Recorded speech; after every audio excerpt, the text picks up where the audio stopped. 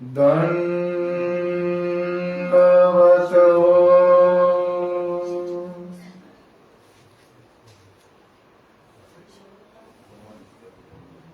आनंद कंद पूर्ण ब्रह्म परमेश्वर अनंत ब्रह्मांडों के नायक सर्वज्ञ श्री चक्रधर स्वामी, जिनकी कृपा कटाक्ष से आज नवरात्रों के छठे दिन की कथा और कथा पर उपस्थित सभी संत, तपस्विनी भाइयां एवं भक्त जनता, बाल गोपाल, विषय हमारा चल रहा है गुरु, ज्ञान और मोक्ष। ज्ञान के बारे में कल बताया था। ज्ञान कौन सा होना चाहिए? गीता में भगवान श्री कृष्ण जी कहते हैं, न ही ज्ञानं सादृश्यम पवित्रमि विद्यते। अर्थात इस संसार में ज्ञान के समान कोई भी पवित्र वस्तु नहीं है। और साधन दाता भगवान श्री चक्रधर स्वामी जी अपने ब्रह्म विद्या में बताते हैं, ज्ञान मोचक अर्थात ज्ञान ही संसार के बंधनों से मुक्त कर सकता है। जिस समय साधन दाता भगवान श्री चक्रधर स्वामी जी ने महिम भट्ट के प्रति पंच कृष्ण निरूपण किए, तो सर्वप्रथम उन्होंने पहले श्री कृष्ण जी का नाम ही लिया। संसार में श्री कृष्ण ही एक ऐसे जगत मान्य अवतार है, पूर्ण ब्रह्म अवतार है।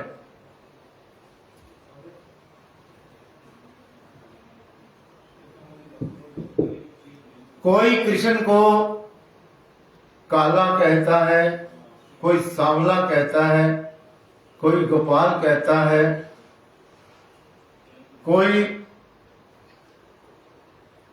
माखन चुराने वाला कहता है। ऐसे भगवान के अनंत नाम है। अनंत मतलब कितने हैं?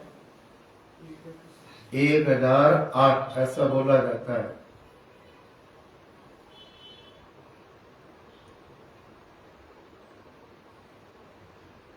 जो कृष्ण शब्द है, कृष्ण अर्थात आकर्षण, जो अपनी तरफ आकर्षित करता है, अपनी तरफ खींचता है। मैं हमेशा बताता हूं, क्री धातु से कृषि बनता है। कृषि हम किसको कहते हैं? किसान को।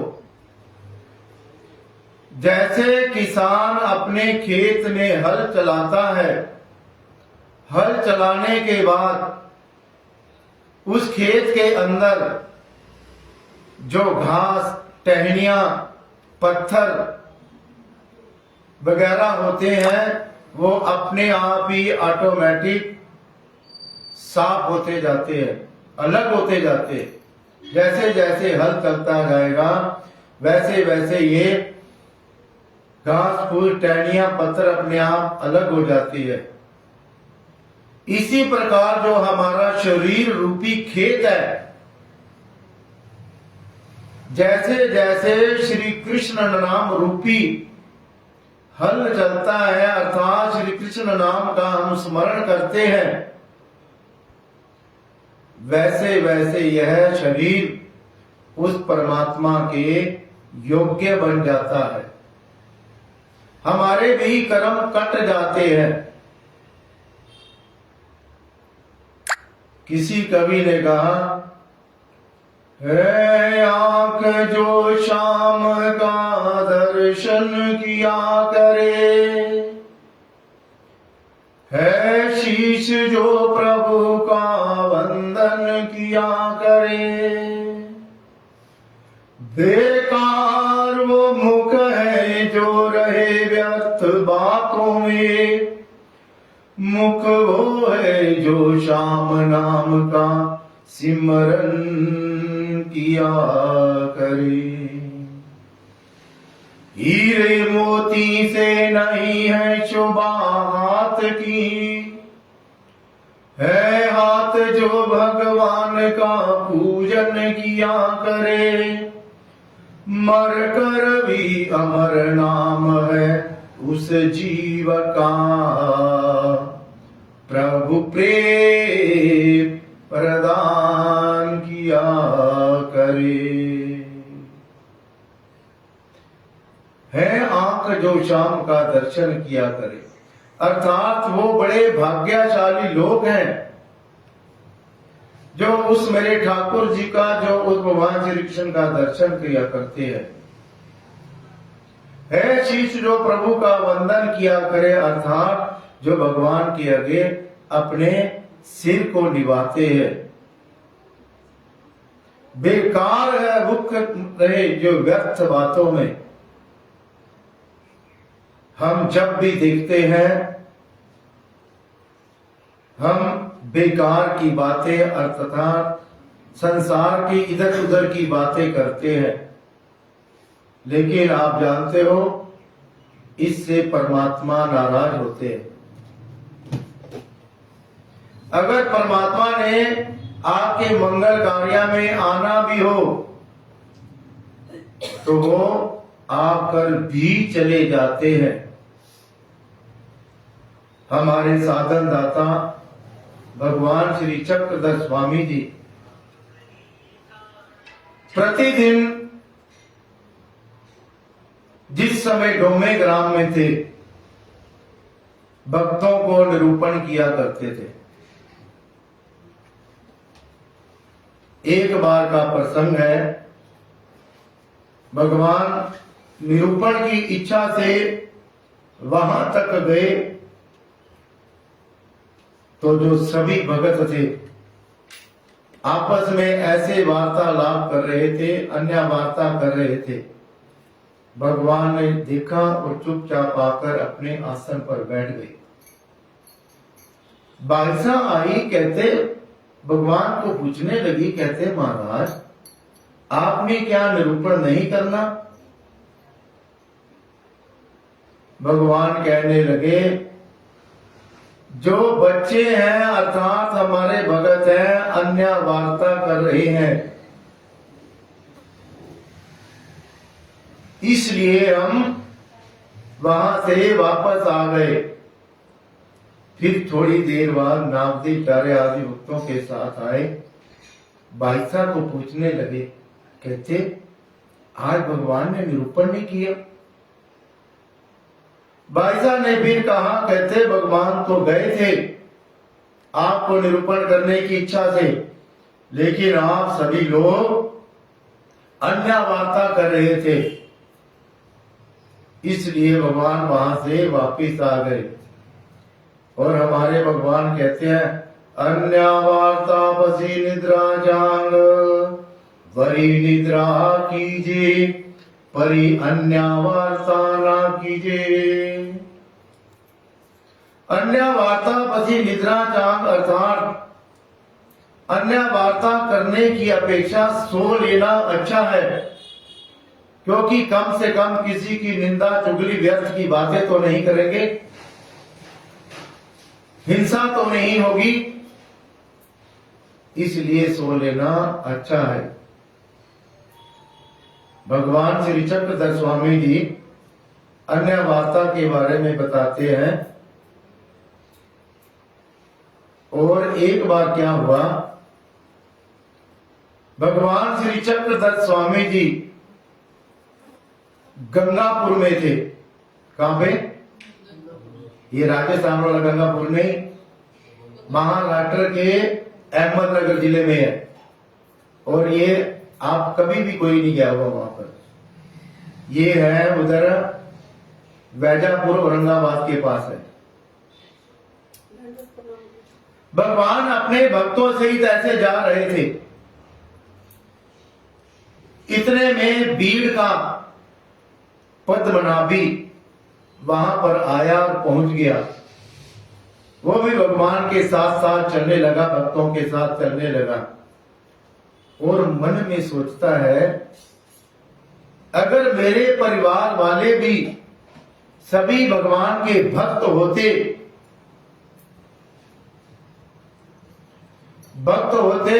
तो आज मेरे को ये दिन ना देखना पड़ता। अर्थात वह घर से भागकर आया था, अपने घर की दीवार फांद कर आया था,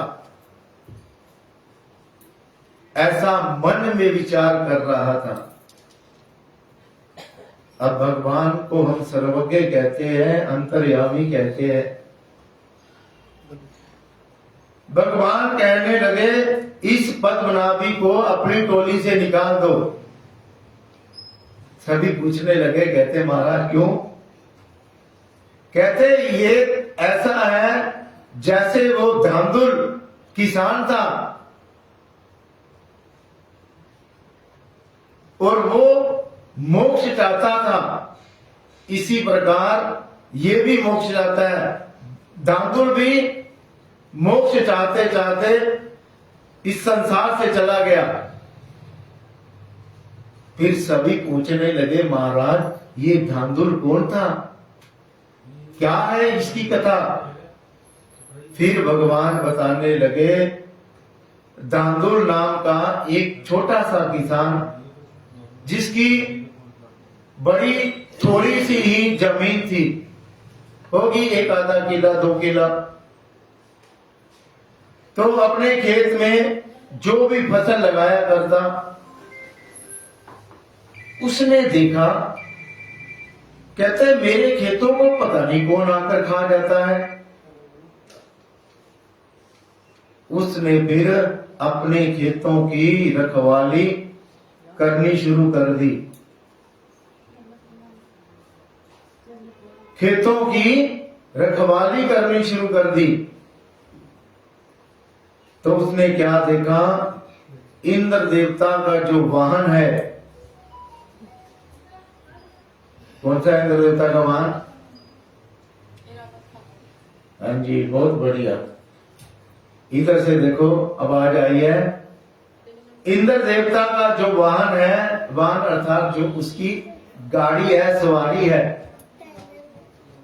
वो एरावत आती है। और ये भी बता दो, एरावत हाथी सफेद रंग का होता है। अच्छा, कहते ये है रोज जो मेरे फसलों को खाकर जाता है। फिर क्या था, वो उस हाथी के पीछे भागा, हाथी के पीछे भागा, हाथी आगे भागने लगा। इसने भागते भागते उसकी पूंछ पकड़ दी। पूंछ पकड़ दी। अब हाथी को, ये आम हाथी तो था नहीं, स्वर्गों का हाथी था। वो अपने सामर्थ्य से उड़ने लगा। उड़ता उड़ता कहां पर पहुंचा? स्वर्ग में पहुंच गया। स्वर्ग में पहुंचा तो उस समय इंद्र देवता की सभा लगी हुई थी। सभा लगी हुई थी। जाकर उस सभा में चिल्लाना शुरू कर दिया, ये किसका हाथी है, ये किसका भैंसा है, रोज कहते मेरी फसलों को खा जाता है, अगर आपसे कहते ये रखा नहीं जाता तो छोड़ क्यों नहीं देते?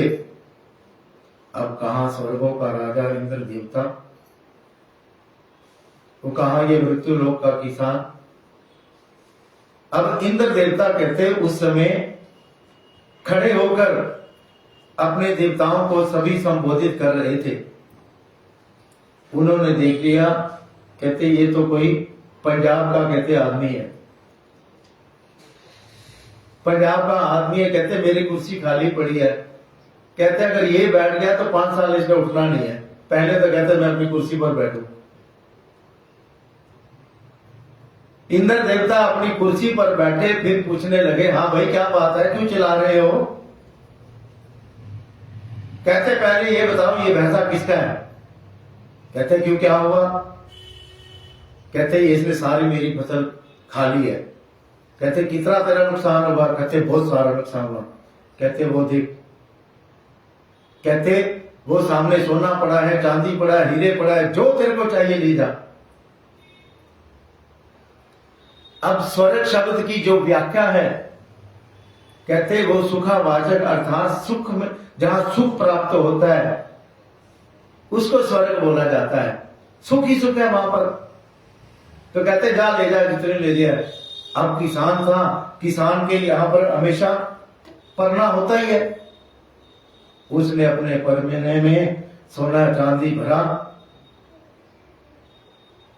इंद्र देवता पूछने लगा खुश है? कहता है बिल्कुल खुश है। कहते अब तो नहीं हमारे घर की भैंसे को खाने से रुका? कहते नहीं नहीं, अब तो स्पेशल इसके लिए लगाया करेंगे। फिर क्या था? कहते अब मैंने जाना है। कहते आया कैसे था? कहते हाथी के साथ, इसके आपकी भैंसे के साथ। कहते यही तेरे को छोड़कर आएगा। ये आ गया। अब धन बहुत हो गया, पैसा बहुत हो गया। पहले घर में पंखा नहीं था, अब तो एसी लग गए। पहले घर में साइकिल नहीं थी, अब 4 व्हीलर गाड़ियां हो गई। पहले घर में कुछ नहीं था, अब तो सब तरफ समृद्धि ही समृद्धि नजर आने लगी। लोग पूछने लगे, कहते दांदुल दांदुल, ये कहते कुछ ही दिनों में कहते तुम बड़े अमीर हो गए, कैसे हो गया? कहते नहीं नहीं, बड़े राज की बात है। वो कहते हमें भी तो बता दो। जब सभी ने प्रार्थना की, उसको चढ़ाकर बोले दांदुल दादा दादा दादा दादा बोले, ये भी तैश में आ गया। फिर सारा का सारा जो पिछला हिस्सा था बता दिया। कहते मैं स्वर्गों में जाकर आया हूं।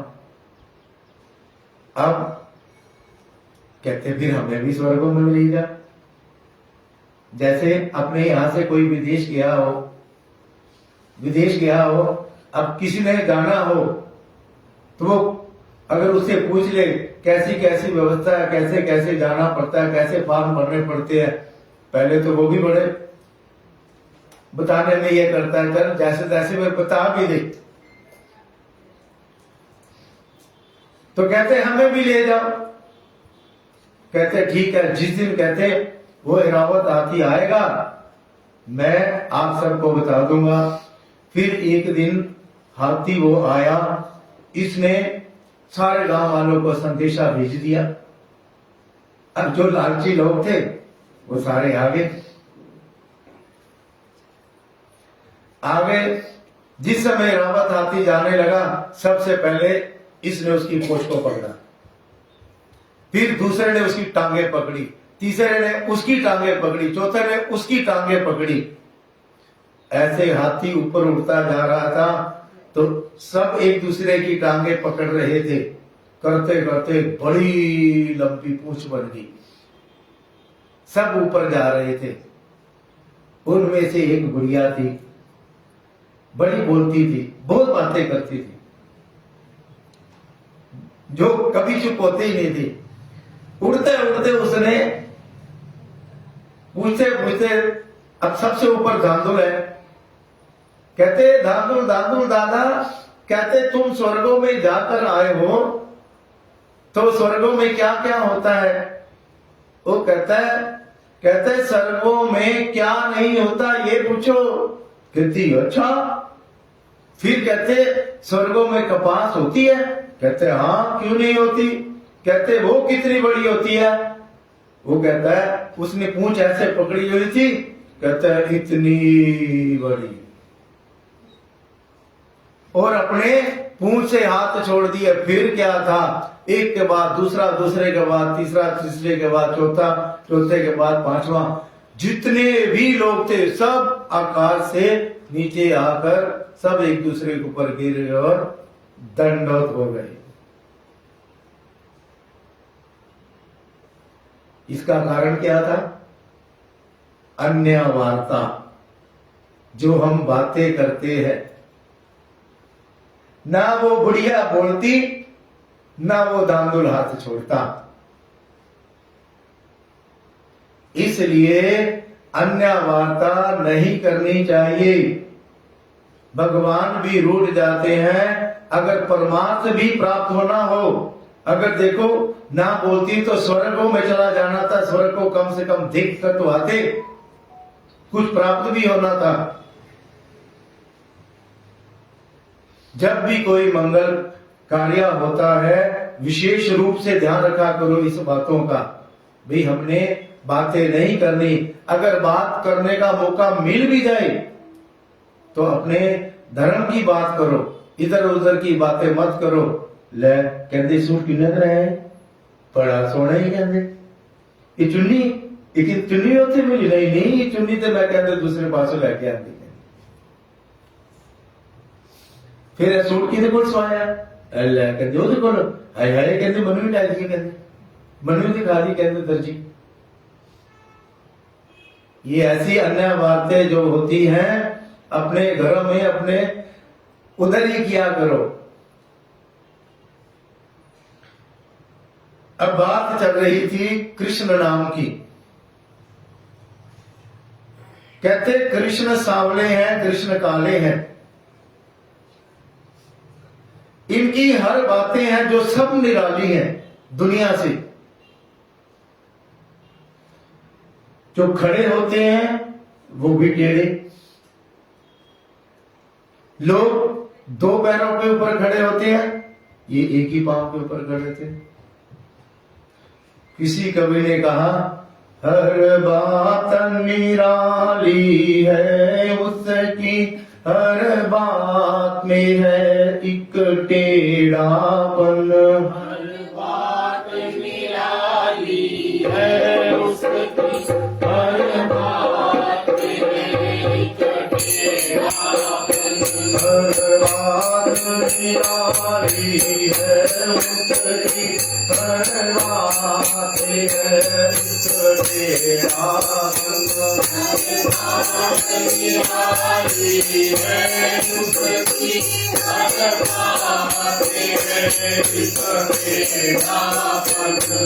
बात निराली है उसकी, हर बात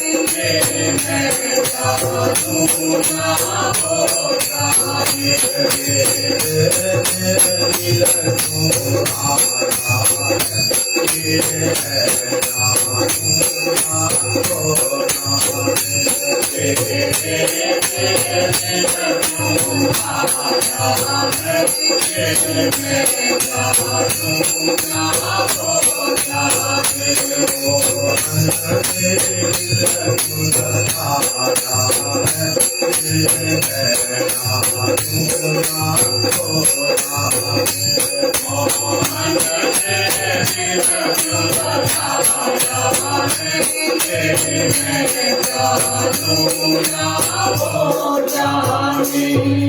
हर बात निराली है उसकी, हर बात में है एक टेढ़ापन। टेढ़े पे कहते क्यों दिल आया है। निराला क्या है, क्या है कहते जब मुस्कुराते हैं तो सारी दुनिया मुस्कुराने लग जाती है। जब कहते रास करते हैं तो सारी दुनिया रास करना शुरू कर देती है। जिस समय कहते भगवान श्री कृष्ण जी रास करते थे, जो गोपियां होती थी अगर किसी भी कार्य में व्यस्त होती, अगर दूध दोह रही होती तो अपना दूध दोहना छोड़ देती। अगर अपने पति की किसी प्रकार की सेवा कर रही होती, जैसे ही बंसुरी की धुन को सुनती तो बंसुरी की धुन सुनकर अपना कार्य छोड़ देती, उधर ही चली जाती। हर बात निराली है उसकी।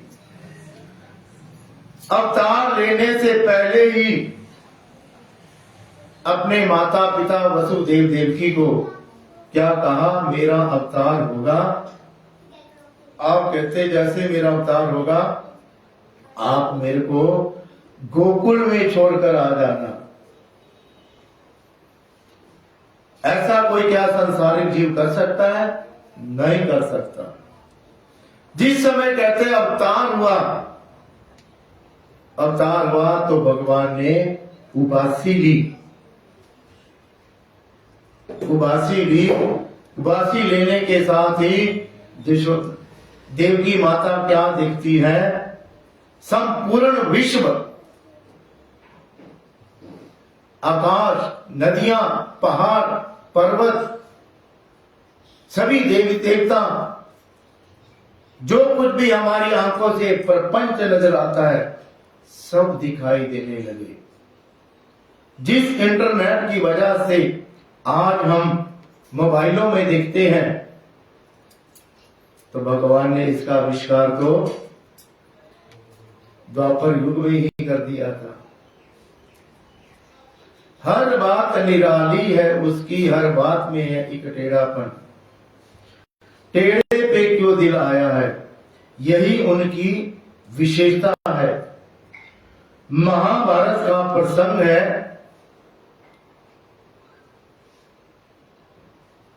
क्या हुआ? जो दुर्योधन की माता थी, है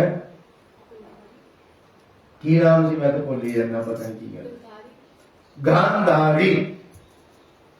दुर्योधन की माता गांधारी, जिसने जैसे ही उसको पता चला कि मेरा पति अंधा है, आंखों से देख नहीं सकता, उसने अपनी आंखों के ऊपर पट्टी बांध ली। कहने लगी, कहते अगर मेरा पति इस संसार को नहीं देख सकता तो मेरे को भी क्या हक है देखने का। पूर्व काल में ऐसी नारियां हुआ करती थी, पतिव्रता, आंखों पे पट्टी बांध ली। उस पट्टी बांधने से जो उसका वो तप था बहुत बढ़ चुका था। जब महाभारत का युद्ध हुआ तो गांधारी ने देखा कि सभी मेरे पुत्र दिन प्रतिदिन मरे जा रहे हैं, सेना हमारी मरी जा रही है। तो दुर्योधन को कहती है, कहती कल तुम कहते अपने कपड़े उतार कर मेरे सामने आ जाना, मैं अपनी पट्टी खोल दूंगी और अपनी दृष्टि के द्वारा तेरा जो ये शरीर है वज्र का बना दूंगी, फौलाद का बना दूंगी। दुर्योधन कहने लगा ठीक है। अगले दिन प्रातः के ही समय ही दुर्योधन ने कपड़े निकाले और गांधारी के शिविर की तरफ चल पड़ा। अब भगवान श्री कृष्ण जी जो अपने भक्तों के हर समय हित चाहते हैं, रास्ते में आ गए। कहते दुर्योधन ये किया, कहते मेरी माता ने कहा है, कहते तेरी माता ने ये कहा है, कहते नंगा होकर कहते तू मेरे सामने, हाँ कहते। वो कहते अब तू 2 साल का बच्चा है जो नंगा मां के सामने जाएगा। कहते नहीं मेरी मां ने कहा है मैं तेरे शरीर को वज्र करवा। कहते तू जा, नंगा ही जा, मैं तेरे को मना नहीं करता, पर कुछ तो लाज होनी चाहिए, लोग कल को तेरे को क्या कहेंगे। अब मां ने बोल दिया तो इसको भी अकल नहीं थी।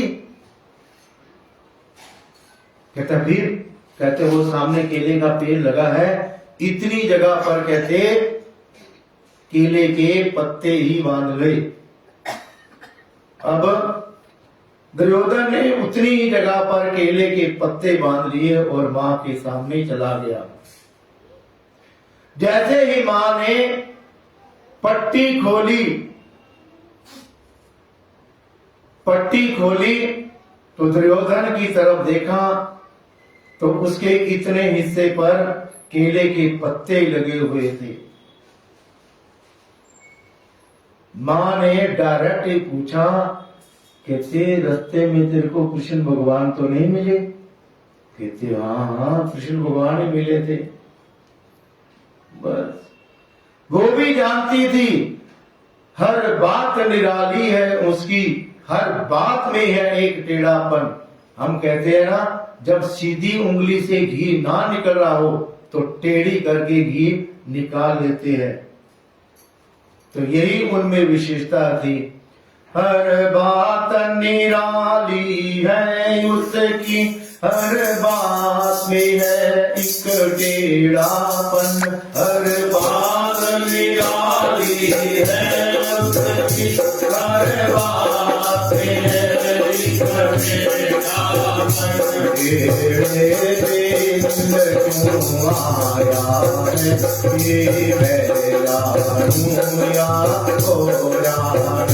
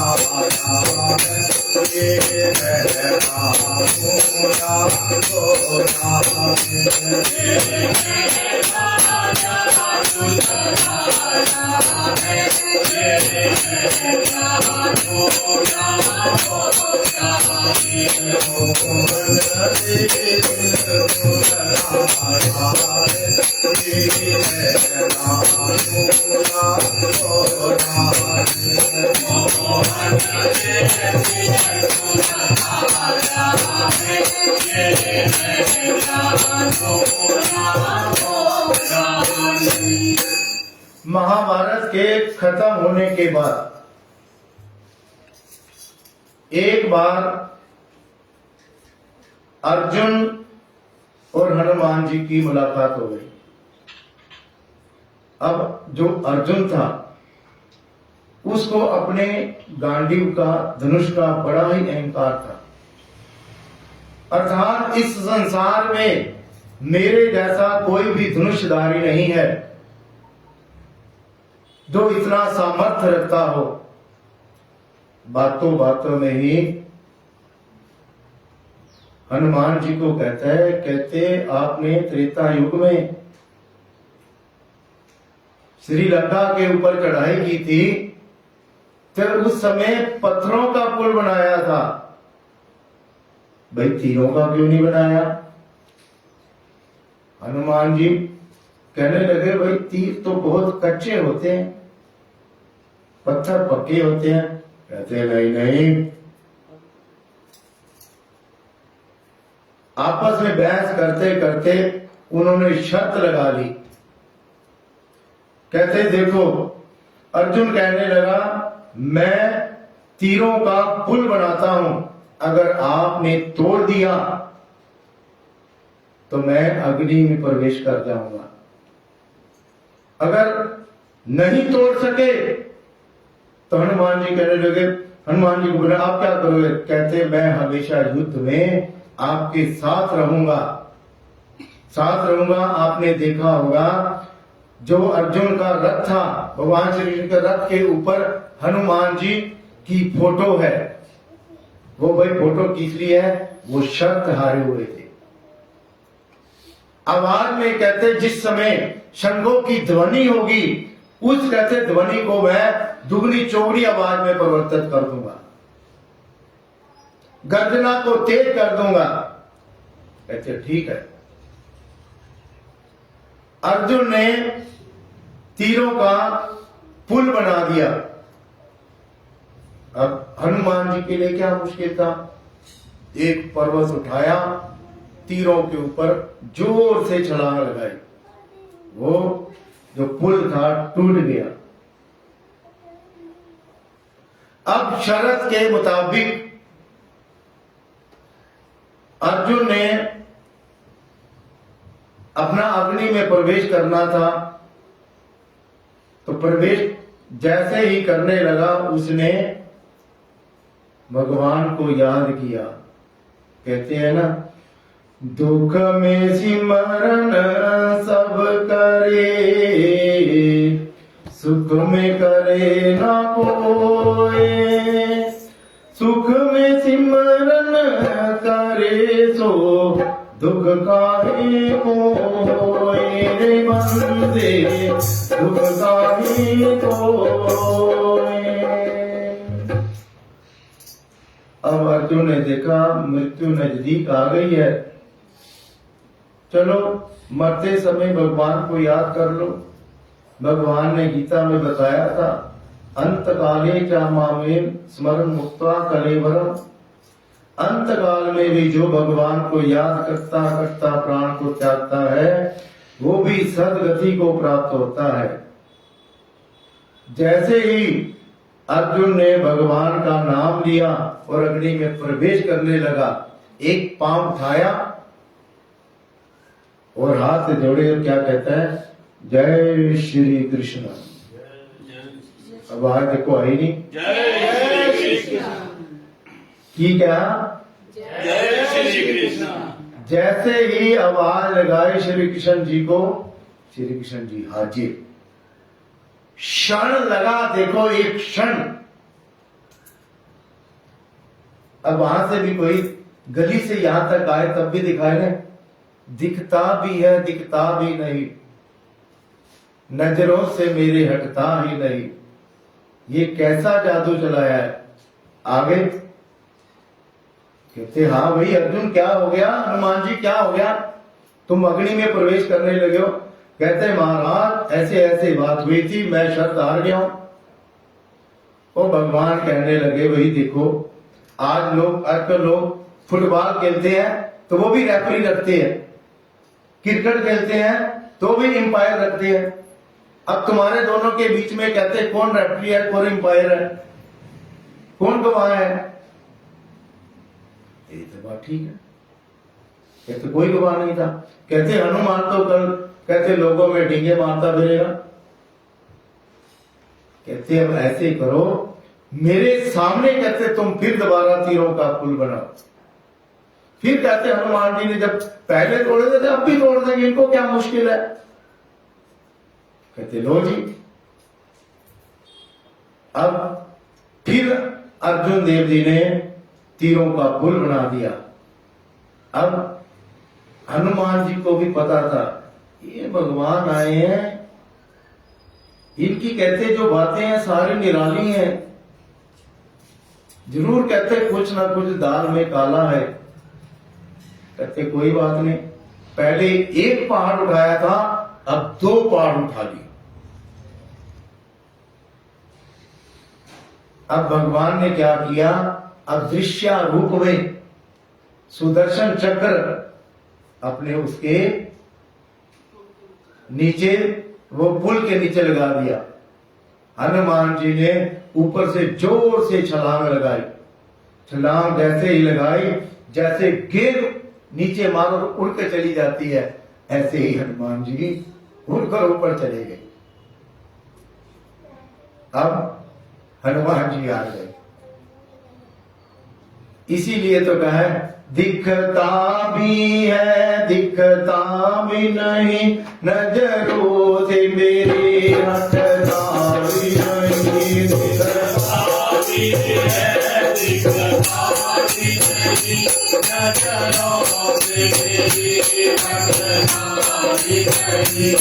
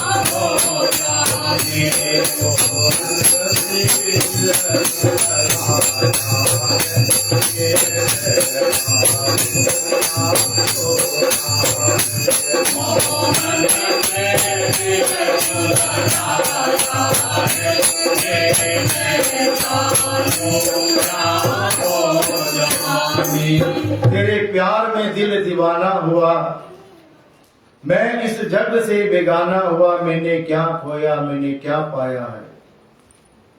हुआ यूं, महाभारत का युद्ध शुरू होने वाला था और उस समय भगवान श्री कृष्ण जी सबसे शक्तिशाली योद्धा माने जाते थे।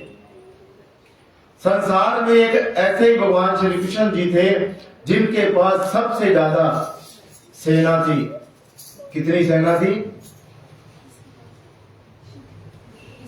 और उस सेना का नाम क्या था? भगवान श्री कृष्ण जी के बाद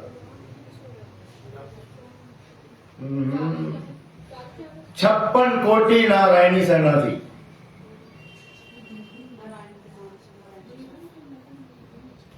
नारायणी सेना थी। भगवान ने ऐसी घोषणा कर दी, एक तरफ मैं अकेला युद्ध में रहूंगा, दूसरी तरफ मेरी 56 कोटि यादव नारायणी सेना रहेगी और वो जिस तरफ से लड़ूंगा वो भी कहते शस्त्र नहीं उठाऊंगा। अब संसार में हर आदमी लालची है। दुर्योधन को लगा कहते मैं ही पहले चला जाता हूं। अभी भगवान सोए हुए थे। दुर्योधन भगवान के उस राजमहल में पहुंच गया और भगवान ने आंखें बंद की हैं, सोए हुए हैं। ये जाकर भगवान के सिर की तरफ खड़ा हो गया। सिर की तरफ खड़ा हो गया। थोड़ी ही देर में अर्जुन देव भी पहुंच गए। अर्जुन देव भी जैसे ही पहुंचे, उन्होंने देखा दुर्योधन खड़ा हुआ है, सिर की तरफ खड़ा हुआ है। तो ये भगवान के श्री चरणों की तरफ खड़े हो गए और भगवान के श्री चरणों को धीरे धीरे सहलाने लगे। ये एक भक्त के लक्षण होते हैं, ये नम्रता के लक्षण होते हैं। तो उनके चरणों को सहलाने लगे अर्जुन देव जी। तो भगवान की एकदम आंखें खुली, कहते अर्जुन देव तुम कब आए? अभी अर्जुन देव के शब्द पूरे भी नहीं हुए थे, पीछे से आवाज, कहते महाराज पहले मैं आया हूं। भगवान ने सिर पीछे मुड़कर देखा, कहते अच्छा राजन तुम भी आए हो? कहते हाँ पहले मैं आया हूं, पहले मांगने का अधिकार मेरा है। अब अर्जुन को ये लग रहा है कहीं ये भगवान को ना मांग ले। क्यों? भगवान के साथ प्रेम में। और दूसरी तरफ दुर्योधन ने कहता मैं इस केले को क्या लेकर करूंगा, और वो भी कहते शस्त्र ठाना युद्ध में। कहता क्यों ना 56 कोटि नारायणी सेना ही ली जाए। तो कहते महाराज मेरे को आपकी 56 कोटि यादव सेना नारायणी सेना ही चाहिए।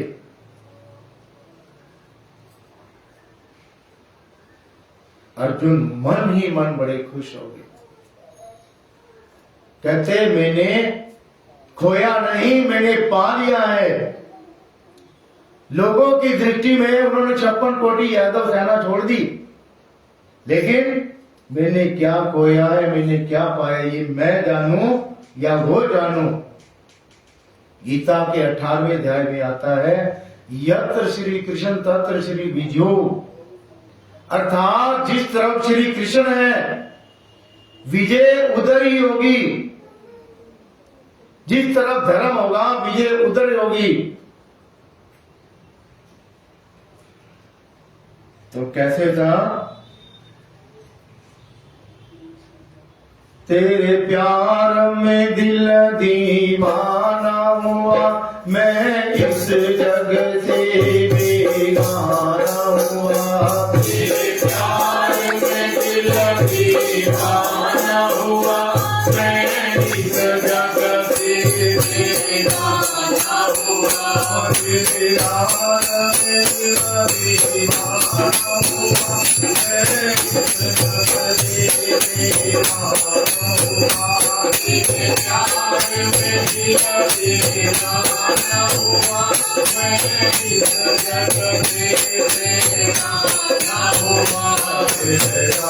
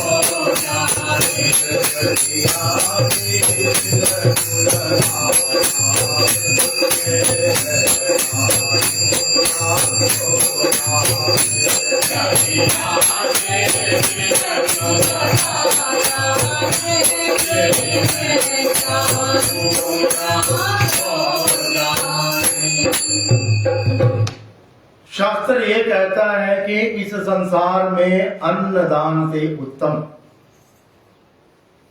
कहते ठीक है, अन्नदान उत्तम है, इसमें कुछ भी संशय नहीं। भगवान के श्री मुख के शब्द है। किसी ने कहा अन्न से पेट की भूख तो मिटाई जा सकती है, लेकिन संसार में विद्या दान अर्थात ज्ञान का दान उससे भी बढ़कर है।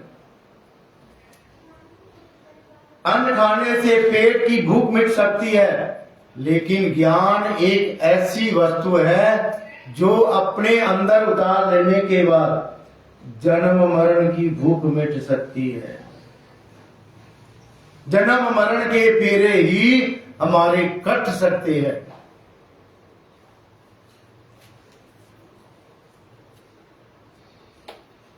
हमारे हिंदू धर्म और गुरुद्वारों में आपने देखा होगा, हिंदू धर्म से भी ज्यादा गुरुद्वारों में इस बात की खूब उसके ऊपर जोर रहता है, अन्नदान के ऊपर। कोई ऐसा गुरुद्वारा नहीं होता, मैं क्या जिस समय मर्जी चले जाओ, जिस समय मर्जी चलो, आपको कहते प्रसादा मिलेगा। इसके पीछे बड़ा रहस्य है। पहली बात तो गुरु नानक देव जी जो थे, कहते जो ये कार्य है उन्होंने ही चलाया था लोगों के भलाई के लिए। गुरु नानक देव जी क्या करते थे, हर घर से घर के द्वार पर जाना, केवल 2 ही रोटी मांगते थे, 2 से ज्यादा नहीं। 2 रोटी अपने झोले में डाली और क्या बोला, कर भला हो भला अंत भले का भला। इतना ही है।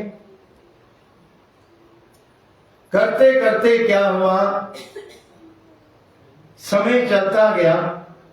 अब दुनिया में हर प्रकार के लोग होते हैं, दुनिया में हर प्रकार के लोग होते हैं। एक बुढ़िया ने क्या किया, 2 रोटियां ऐसी बनाई जिसमें जहर मिलाया हुआ था। वो 2 रोटियां गुरु नानक देव जी को दे दी। गुरु नानक देव जी ने झोले में डाली, अब रोटियों में रोटियां मिल गई। उनके नियम के अनुसार किसी ना किसी चौराहे पर जाकर वो लंगर लगा दिया करते थे। कोई भी चौराहे, कोई इधर से आने वाला, इधर से आने वाला, इधर से आने वाला, कोई भी आकर लंगर खा सकता था। चौराहे पर लंगर लगा दिया। और उस दिन जो बुढ़िया के लड़के थे वो बाहर गए हुए थे कहीं, बाहर से आती बार उसी चौक से उन्होंने गुजरना था, चौराहे से। उन्होंने देखा बाबा जी का लंगर लगा हुआ है, तो उसी लंगर की लाइनों में वो बैठ गए। रोटियां देखो बढ़ते बढ़ते आ रही हैं, लेकिन जब उस समय वो 2 रोटियों की बारी आई तो वही दोनों भाई, एक उसने खा ली, दूसरी उसने खा ली। जैसे ही वो रोटियां खाई और दोनों ही कहते उल्टियां करने लगे, जैसे मृत्यु नजदीक आ रही हो। किसी ने बताया, कहती ये तो फलानी फलानी बुढ़िया के लड़के है। किसी ने जाकर उस बुढ़िया को संदेशा दे दिया। वो बुढ़िया रोटी विलाप करती हुई वहां पर आ गई, विलाप करने लगे, बाबा जी के पैरों में पड़ गई। कहते बाबा जी बचा लो मेरे बच्चों को, बचा लो मेरे बच्चों। बाबा जी कहते क्या हुआ, कहते ये 2 रोटियां मैंने ही आपको दी थी, और कहते मैंने ही रोटियां दी और मेरे ही लड़कों के पास चली गई। कहते आप कहते हो कर भला हो भला अंत भले का भला, लेकिन कहते मैं सोचती थी बुरा कैसे होता है।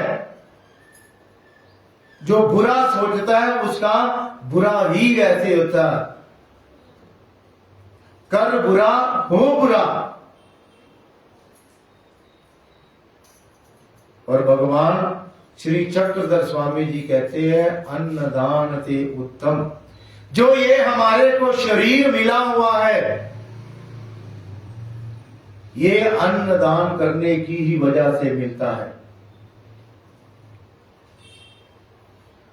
और यही क्रिया अन्नदान की बढ़ते बढ़ते एक दिन ईश्वर अवतार तक चली जाती है।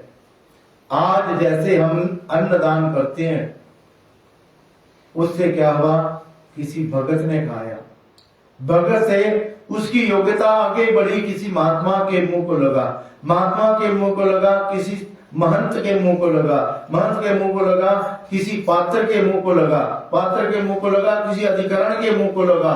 ऐसे उसकी क्रिया बढ़ते बढ़ते ईश्वर अवतार तक चली जाती है। जैसे एक पौड़ी को हमने चढ़ना हो, पौड़ी दर पौड़ी दर पौड़ी चढ़ना पड़ता है, ऐसे ही यह प्रतिकारणता होती है। इसलिए संसार में अन्नदान को उत्तम बोला हुआ जाता है। और यह जो ज्ञान का अधिकार, जो हमारे को ज्ञान मिलता है, इसके पीछे भी ये अन्नदान का ही रहस्य है। भगवान कहते हैं अहेतुक भजन ज्ञाना प्रति साधन, अर्थात बिना हेतु के हम जब कहते हैं भोजन खिलाते हैं, आगे जाकर यह उस व्यक्ति को ज्ञान निष्पन्न होता है, अर्थात ज्ञान मिलता है। और यही क्रिया बढ़ते बढ़ते फिर परमेश्वर अवतार तक पहुंचती है। जैसे भगवान श्री कृष्ण जी ने मीरा का भोजन खाया, कुंती का भोजन खाया, विदुर का भोजन खाया,